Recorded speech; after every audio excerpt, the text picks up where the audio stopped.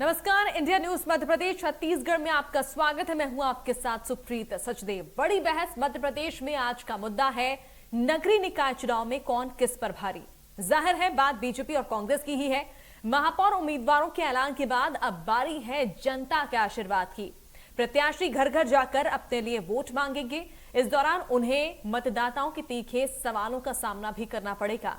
इसी बीच अग्निपथ स्कीम को लेकर बवाल मचा हुआ है, जिस पर जनता के सवालों का जवाब भी उन्हें देना होगा। खासकर बीजेपी उम्मीदवारों को इस सवाल से दो चार होना पड़ेगा। रोजगार का मुद्दा अहम है ही, और उसमें रोजगार के नाम पर सेना में शॉर्टकट नौकरी की जो स्कीम आई है वो भावी अग्निवीर पचा नहीं पा रहे हैं। बहरहाल महापौर उम्मीदवारों का नामांकन भरने का सिलसिला जोरों पर है। भोपाल से लेकर ग्वालियर तक बीजेपी उम्मीदवारों के नामांकन दाखिल करने के दौरान शक्ति प्रदर्शन की तस्वीर से ये साफ है कि बीजेपी महापौर चुनाव को लेकर बेहद गंभीर है। यही वजह है कि महापौर उम्मीदवारों के नामांकन में सीएम शिवराज, पार्टी के प्रदेश अध्यक्ष वीडी शर्मा के साथ ही कई बड़े नेता शामिल हुए। इस दौरान सीएम शिवराज ने कांग्रेस को कोसने में कोई कसर नहीं छोड़ी। तो पीसीसी चीफ कमलनाथ ने भी जवाब देते हुए जनता से सच्चाई का साथ देने की अपील की। पूर्व केंद्रीय मंत्री सुरेश पचौरी ने भी बीजेपी पर वार किया। कुल मिलाकर निकाय चुनाव जीतने के लिए बीजेपी और कांग्रेस दोनों पूरा जोर लगा रही है, लेकिन फैसला तो जनता के हाथ में है और वो किसे अपना आशीर्वाद देगी, ये बड़ा सवाल है।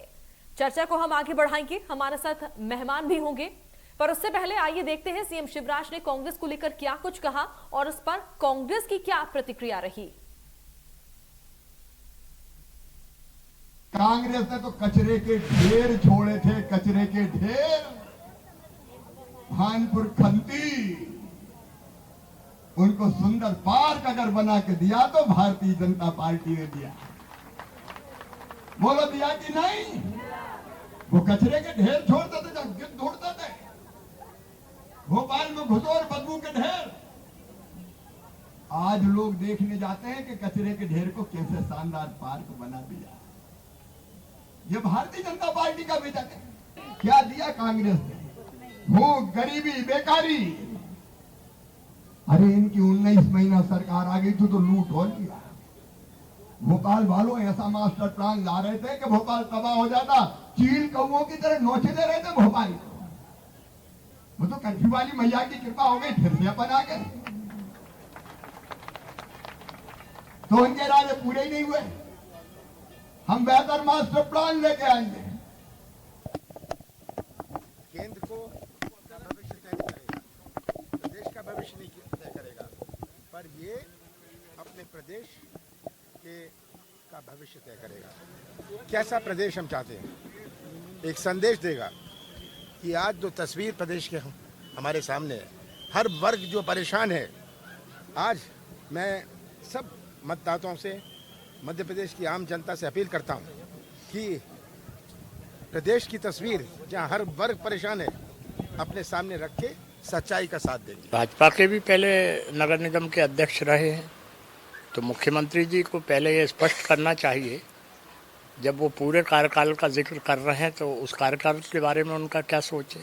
नंबर 1, जब यूपीए की सरकार थी और डॉक्टर मनमोहन सिंह जी हमारे प्रधानमंत्री थे, तो श्रीमती सोनिया गांधी जी की पहल पर भोपाल के विकास के लिए 2173 करोड़ रुपए दिए गए थे। दोनों मुट्ठी बांध के। तो दावे अपनी तरफ से दोनों ही पार्टियां करती हुई नजर आ रही है। एक तरफ मुख्यमंत्री शिवराज सिंह चौहान ने भी यहां पर जो है कांग्रेस को आड़े हाथों लिया, निशाना साधा कांग्रेस पर, और तो वहीं दूसरी तरफ कांग्रेस की तरफ से भी कमलनाथ ने भी अपना बयान दिया।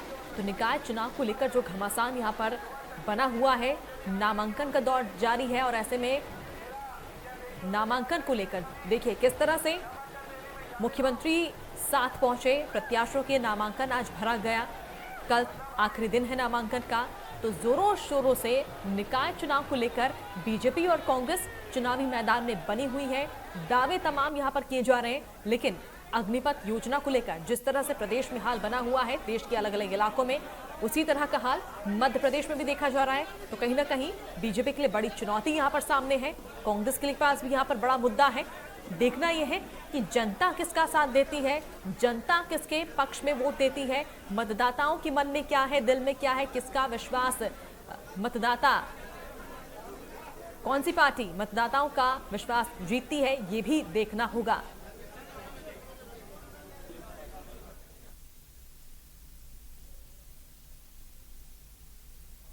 तो बड़ा घमासान यहां पर देखने को मिल रहा है निकाय चुनाव को लेकर, क्योंकि कहीं ना कहीं आने वाले साल में, अगले साल में विधानसभा चुनाव होने हैं और उससे पहले निकाय चुनाव को सेमीफाइनल के तौर पर देखा जा रहा है। तो अब जनता यहां पर फैसला देगी, क्योंकि अब महज कुछ ही दिनों का वक्त रह गया है निकाय चुनाव को लेकर। और इसी मुद्दे पर चर्चा के लिए हमारे साथ मेहमानों का खास पैनल जुड़ रहा है। बीजेपी के प्रवक्ता हमारे साथ सनवर पटेल हैं और साथ ही कांग्रेस प्रवक्ता वियान खोंगल जी हैं। आप दोनों का बहुत बहुत स्वागत है इंडिया न्यूज में। सनवर पटेल जी, सबसे पहले आपसे सवाल, बड़ा यहां पर जो बीजेपी दावे यहां पर करती हुई नजर आ रही थी कि हम तैयार है पूरी तरह से, और जिस तरह से टिकट भी यहां पर दिया गया, कार्यकर्ताओं को टिकट दिया गया, कांग्रेस पर वार किया गया कि कांग्रेस ने विधायकों को टिकट दिया, लेकिन बड़ी कहीं ना कहीं चुनौती यहां पर आपके लिए बनी होगी, क्योंकि जो माहौल इस वक्त देश में बना हुआ अलग अलग इलाकों के, अगर मध्य प्रदेश की बात करें अग्निपथ योजना को लेकर, क्या लगता है कितनी बड़ी चुनौती है निकाय चुनाव में ये?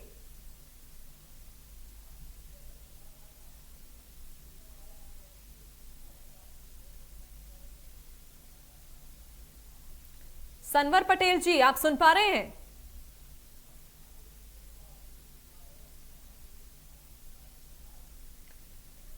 तो लगता है संपर्क यहां पर नहीं हो पा रहा है और हम अपने दूसरे मेहमान का रुख करते हैं। वियान खोंगल जी हमारे साथ बने हुए हैं, कांग्रेस के प्रवक्ता हैं। वियान खोंगल जी, अगर आप सुन पा रहे हैं तो आपसे मैं सवाल करना चाहूंगी। एक मुद्दा यहां पर कांग्रेस को मिल गया होगा रोजगार को लेकर, जिस तरह से अग्निपथ योजना को लेकर जो बवाल यहां पर मचा हुआ है।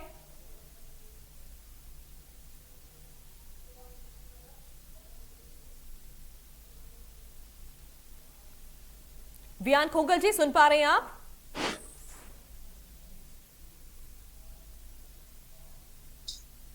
आप अपना फोन अनम्यूट कर दीजिए, हम आपकी आवाज नहीं सुन पा रहे।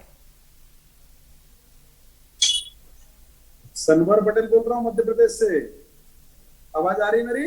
हाँ जी, सनवर पटेल जी, मेरी आवाज आ रही है? जी जी जी, आपने मेरा सवाल सुना? सनवर पटेल जी, अरे इस नंबर पर लगा दो। तो कुछ टेक्निकल इश्यूज की वजह से हम बातचीत नहीं कर पा रहे, लेकिन हम एक बार फिर से कोशिश करेंगे अपने दोनों मेहमानों से बातचीत करने के लिए।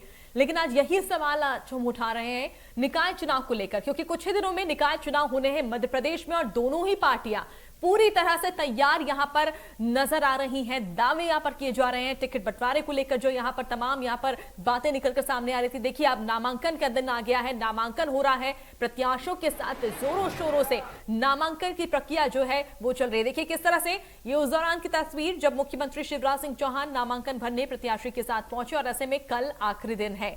लेकिन बड़ा सवाल ये है कि आखिर ये निकाय चुनाव किसके पक्ष में आएगा, क्योंकि बड़ा चुनाव यहां पर बना हुआ है और इस चुनाव को कहीं ना कहीं सेमीफाइनल के तौर पर जो है दोनों ही पार्टियां देख रही हैं। अगले साल विधानसभा चुनाव होना है, तो कहीं ना कहीं पूरी कोशिश यहां पर दोनों ही पार्टियों बीजेपी और कांग्रेस की तरफ से है। जीत को लेकर जोरों शोरों से ये दोनों लगी हुई हैं पार्टियां, और ऐसे में मतदाता जो है किसके पक्ष में वोट देता है ये यहां पर देखना होगा। कुछ ही दिनों का अब समय रह गया है, थोड़े ही दिनों में वोटिंग होगी निकाय चुनाव को लेकर। लेकिन सबसे बड़ा सवाल ये कि अग्निपथ योजना को लेकर जो ये आग लगी हुई है देश के अलग अलग इलाकों में, ये आग अब मध्य प्रदेश तक भी पहुंच गई है। ऐसे में अब क्या इसका असर निकाय चुनाव में भी पड़ेगा, यही सवाल आज हम उठा रहे हैं। इस पर हम चर्चा करेंगे। हमारे साथ खास मेहमानों का पैनल भी जुड़ने जा रहा है। एक बार फिर से कोशिश करते हैं उनसे बातचीत करने के लिए। सनवर पटेल जी, अगर आपको आवाज आ रही है, आपसे हम जानना चाहेंगे, बीजेपी के लिए बड़ी चुनौती यहां पर हो सकती है निकाय चुनाव में, जिस तरह से अग्निपथ योजना को लेकर पूरे देश में हम देख रहे हैं बवाल मचा हुआ, और कहीं ना कहीं मध्य प्रदेश की अगर बात करें, इंदौर की बात करें, ग्वालियर की बात करें, तो यहां भी आग फैल गई है। बीजेपी कैसे देखेगी इसे, कितनी बड़ी चुनौती मानती है बीजेपी इसे? देखिए सुप्रीत जी, जहां तक विपक्षी पार्टियों का सवाल है, विपक्षी पार्टियों से जो देश के अंदर विकास हो रहा है, आज भारतीय जनता पार्टी जिस प्रकार से विकास के मुद्दे को लेकर, जिस प्रकार से भारत बढ़ रहा है उसके मुद्दे को लेकर, जिस प्रकार से भारत सरकार की जन कल्याणकारी योजनाएं, मध्य प्रदेश सरकार की जन कल्याणकारी योजनाओं के मुद्दे को लेकर जिस प्रकार से जनता के पास जा रही है और जनता का उसको आशीर्वाद मिल रहा है, तो कांग्रेस को और विपक्षी पार्टियों के पास बताने को कुछ है नहीं। 15 माह की सरकार में उन्होंने एक काम ऐसा नहीं किया कि आज वो जनता के बीच में जाकर बता सके, तो किस मुंह से वो जनता के बीच जाए। इस कारण से येन केन प्रकरण किसी भी प्रकार किसी भी बात को बिना समझे और उसको विरोध करना, युवाओं को भड़काना, युवाओं के बीच में विद्रोह पैदा करना, ये सिर्फ विपक्षी पार्टियों का काम है। देखिए, मध्य प्रदेश की जनता ने कभी भी कांग्रेस के इस प्रकार के षड्यंत्र को, इस प्रकार के दुष्प्रचार के साथ नहीं हुई। उन्होंने हमेशा इस प्रकार के दुष्प्रचार को पहचाना है और सदैव मध्य प्रदेश में भारतीय जनता पार्टी को आशीर्वाद देने का काम किया। अभी 2021 के उपचुनाव थे, 3 विधानसभा और 1 लोकसभा के, बुरहानपुर के। इन्होंने महंगाई को कृत्रिम मुद्दा बनाकर पेश किया, घर घर जाकर कहा अरे महंगाई है, महंगाई है। महंगाई थी भी सही, ऐसा नहीं है कि महंगाई नहीं थी, लेकिन मध्य प्रदेश की जनता भारतीय जनता पार्टी की साफ नीयत को जानती है। वो जानती है कि ये महंगाई अल्पकालीन है। मध्य प्रदेश की जनता ये जानती है कि महंगाई वैश्विक कारणों के से है। मध्य प्रदेश की जनता ये जानती है कि आज अमेरिका, यूरोप में महंगाई का स्तर क्या है। मध्य प्रदेश की जनता ये जानती है कि श्रीलंका और पाकिस्तान में महंगाई के क्या हाल है। इसलिए मध्य प्रदेश की जनता भारतीय जनता पार्टी की सरकार की नीयत को जानती है और इस अल्पकालीन मुद्दे को। ठीक है, जनता किसके पक्ष में वोट देती है ये चुनाव की बात पता चल जाएगा। वियान खोंगल जी, तमाम यहां पर आरोप सनवर पटेल जी ने लगाए हैं कांग्रेस पर, क्या लगता है निकाय चुनाव में बीजेपी को जो है आशीर्वाद देगी जनता? यही सवाल उठ रहा है। नमस्कार, आवाज आ रही है मेरी? हाँ जी कहिए। देखिए, बड़े ही दुर्भाग्य की बात है कि जिस पार्टी की इस मध्य प्रदेश के अंदर विगत 17-18 वर्षों से जिनकी सरकार है, उनके हाल आज ये हो गए हैं कि उन्हें आज भी 16 नगर निगम में काबिज होने के बावजूद कांग्रेस का सहारा लेना पड़ रहा है और कांग्रेस के ऊपर इल्जाम इस बात का लगाना पड़ रहा है कि कांग्रेस के कारण हम अपने काम जो है वो मध्य प्रदेश के अंदर नहीं करवा पाए। अरे 16 नगर निगमों में आप काबिज रहे, इतने वर्षों से आपकी सरकारें रही, विगत 2-2.5 वर्ष तो ऐसे निकले कोरोना काल के जिसके अंदर मध्य प्रदेश की जनता के पास जनप्रतिनिधि भी नहीं था। उसके बावजूद आपके कोरोना काल के अंदर भी हमने कारनामे देखे और बिना कोरोना काल के भी हमने जो कारनामे देखे वो आज प्रदेश की जनता के सामने है। किस प्रकार से बारिश के अंदर जलभराव हो जाता है, किस प्रकार से गर्मियों के अंदर बूंद बूंद को लगभग 200 से अधिक हमारे ब्लॉक तरसते रहते हैं। मुख्यमंत्री जी को सुबह 6:30 बजे जो है बैठक लेनी पड़ती है पेयजल की समस्या को लेकर। 18 वर्ष के आपके शासनकाल के बाद आपको शर्म आनी चाहिए। उसके बावजूद भी आपको लगातार कांग्रेस के ऊपर इल्जाम लगाने की बात कर रहे हैं। इससे ज्यादा दुर्भाग्यपूर्ण और कुछ हो सकता है इस मध्य प्रदेश के अंदर कि जहां पर 16 नगर निगमों में लगातार भारतीय जनता पार्टी की सत्ता काबिज हो और उसके बावजूद उनके पास और कोई मुद्दा नहीं हो सिवाय कांग्रेस को कोसने के। लोगों के पास कोई मुद्दा नहीं है। युवा आज देख लीजिए अग्निपथ के विरोध में किस प्रकार से आज इस देश का युवा उद्वेलित है। आक्रांत मुद्रा के अंदर 2 करोड़ रोजगार देने वाले फेकुओं को, झूठे लोगों को आज आंखें तरेर कर जब देख रहा है तो आज याद आ रही है रोजगारों की। 10 लाख रोजगार देंगे, अब जाकर देखिए 2 करोड़ रोजगार प्रतिवर्ष के हिसाब से 16 करोड़ रोजगार तो देश को 8 सालों में मिल जाने चाहिए थे केंद्र सरकार की। और मध्य प्रदेश के अंदर तो 17 वर्षों से इनकी सरकार है, तो अगर 10 वर्ष तो मध्य प्रदेश के लोगों को तो अभी तक प्रत्येक युवा को पकड़ पकड़ के नौकरी दे देनी चाहिए थी। उसके बावजूद आज देखिए इनकी हालत और इनकी दयनीय स्थिति देखिए। रुपया आज रिकॉर्ड स्तर पर नीचे गिर रहा है। 78 रुपए प्रति डॉलर पर रुपया है। 120 रुपए का इन्होंने तेल खरीदवा दिया गरीब जनता से कोरोना काल में। और अडानी अंबानी की जो संपत्तियां हैं वो 400-500 गुना बढ़ गई। चलिए वियान जी, मुद्दों को लेकर मैं एक बार फिर से आपके पास आऊंगी, लेकिन सनवर पटेल जी के पास मैं जाना चाहूंगी। सनवर पटेल जी, लगातार बीजेपी ये दावा कर रही थी, आगे बढ़ती हुई नजर आ रही थी कि हम निकाय चुनाव में आगे हैं और हम जो हैं हमने कार्यकर्ताओं को टिकट दिया है। लेकिन अब देखिए जो माहौल इस वक्त बना हुआ है मध्य प्रदेश में, पूरे देश में अग्निपथ योजना को लेकर युवाओं में अब क्या लगता है, क्या युवाओं का वोट बीजेपी के पक्ष में आ पाएगा, जिस तरह से माहौल इस वक्त देखा जा रहा है अग्निपथ योजना को लेकर? निश्चित रूप से सुरप्रीत जी, हमारे कुछ युवा भाइयों को भड़काने का, उनको आक्रोशित करने का काम हमारे विपक्षी दल कर रहे हैं, लेकिन वो भी शीघ्र ही सही दिशा में आएंगे। वो भी इस योजनाओं की खूबी को, इस योजनाओं की विशेषताओं को समझेंगे। और हमारे विद्वान मित्र जिस प्रकार की बातें कर रहे हैं, मैं आपको बताना चाहता हूं, उनको धन्यवाद भी देना चाहता हूं।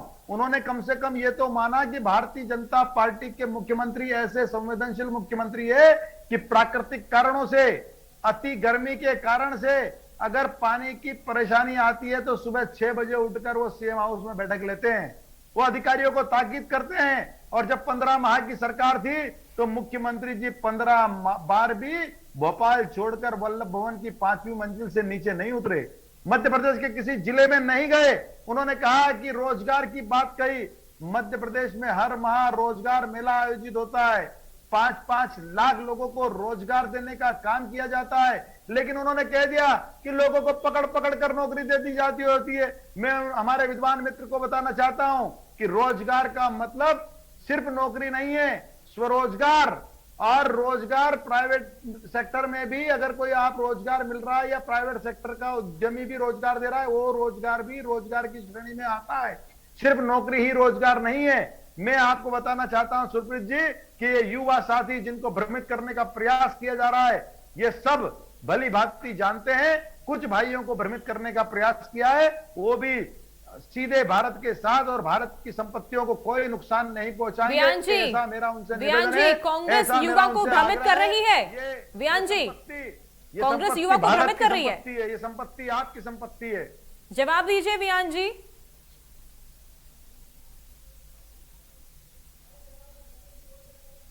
वियान जी, सुन पा रहे हैं आप? कांग्रेस युवा को भ्रमित कर रही है।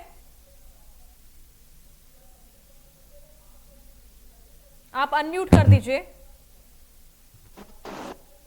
जी, आवाज आ रही है मेरी? बड़ा यहां पर सवाल उठाया है सनवर पटेल जी ने कि कांग्रेस जो है युवा को भ्रमित कर रही है।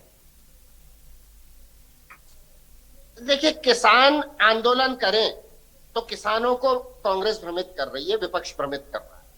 इस देश के युवा आंदोलन करें तो युवाओं को कांग्रेस भ्रमित कर रही है। अरे महानुभावों, किसको मूर्ख बना रहे हो? अपनी अति जो है झूठ का सहारा लेकर, अति के माध्यम से इसको जो है भ्रमित करने का प्रयास कर रहे हो। इस देश के अंदर जो वर्ग इस देश के अंदर आंदोलन करे या अपने हक और अपने अधिकार की बात करे, उसको विपक्ष भ्रमित कर रहा है।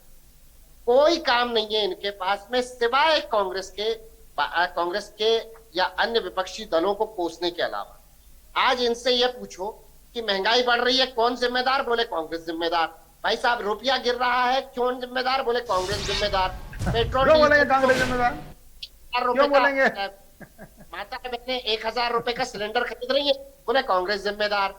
आज हर स्थिति के लिए विपक्ष को कोसने के अलावा अगर ठीक से काम किया होता, डॉक्टर मनमोहन सिंह जी की तरह अगर इन्होंने काम किया होता, तो आप मान के चलिए कि इस देश की आधी से ज्यादा समस्या दूर हो जाती। डॉक्टर मनमोहन सिंह जी भी इस देश के प्रधानमंत्री थे, अटल जी भी इस देश के प्रधानमंत्री थे, राजीव जी, इंदिरा जी भी इस देश के प्रधानमंत्री थे, लेकिन कभी उन्होंने अपनी असफलताओं को छुपाने के लिए विपक्ष का इतनी बेशर्मी के साथ जो है कभी सहारा नहीं लिया। इस बात को देखकर कि भैया जो भी आज देश के अंदर अगर प्राकृतिक समस्या है, पाकिस्तान, चाइना अगर देश के अंदर घुस जाए तो उसके लिए कांग्रेस जिम्मेदार। हर चीज के लिए विपक्ष और विपक्षी दलों को जो है जिम्मेदार ठहराने की जो इससे इनकी नीयत, इनकी अक्षमता, इनकी अयोग्यता साफ दिखाई देती है कि ये कितने योग्य लोगों के हाथ में आज हमारा देश है। आज महंगाई को लेकर कभी देखा है आपने इन लोगों को कि कभी महंगाई को लेकर बात की गई हो? जो लोग 2 करोड़ रोजगार देने का दावा करते थे, वो आज कह रहे हैं कि हम प्रतिवर्ष 10 लाख रोजगार देंगे। अरे 65 लाख पद आज इस देश के अंदर खाली पड़े हुए हैं, कब भर्ती करेंगे युवाओं को? कब मौका देंगे युवाओं को? क्या युवाओं को पकौड़ा तलने की सलाह देने वाले? और कौन सा स्वरोजगार की बात कर रहे हैं? कौन से रोजगार की बात कर रहे हैं? प्राइवेट सेक्टर की बात कर रहे हैं? है कोई हिसाब किताब आपके पास कि कितना प्राइवेट सेक्टर के अंदर कितना स्वरोजगार दिया है भारतीय जनता पार्टी की सरकार ने? हर माह 5,11,000 लोगों को। विहान जी 12 जनवरी से स्वामी विवेकानंद जी की जयंती से हर माह 5 लाख, 4.25 लाख, 5.25 लाख लोगों को रोजगार देने का काम मध्य प्रदेश की सरकार कर रही है। और उसका मतलब ये नहीं कि सिर्फ नौकरी। आपने इतने सारे आरोप लगाए, आपने चाइना की बात करी। कौन गया था चाइना की एम्बेसी में रात को कंबल ओढ़कर चाइना की एम्बेसी में कौन गया था? किसका सौदा करने गए थे? ठीक है, मुद्दे में आप लोग बने रहिए। बहुत बहुत शुक्रिया आप दोनों का जुड़ने के लिए, क्योंकि समय इतना ही था मेरे पास। बहुत बहुत शुक्रिया। तो दावे यहाँ पर बीजेपी के अपने हैं और साथ ही कांग्रेस के पास भी मुद्दों की कमी नहीं है, लेकिन देखना यह है कि आने वाले दिनों में जो निकाय चुनाव होगा वो किसके पक्ष में होता है। इसी के साथ खास पेशकश में फिलहाल इतना ही। नमस्कार।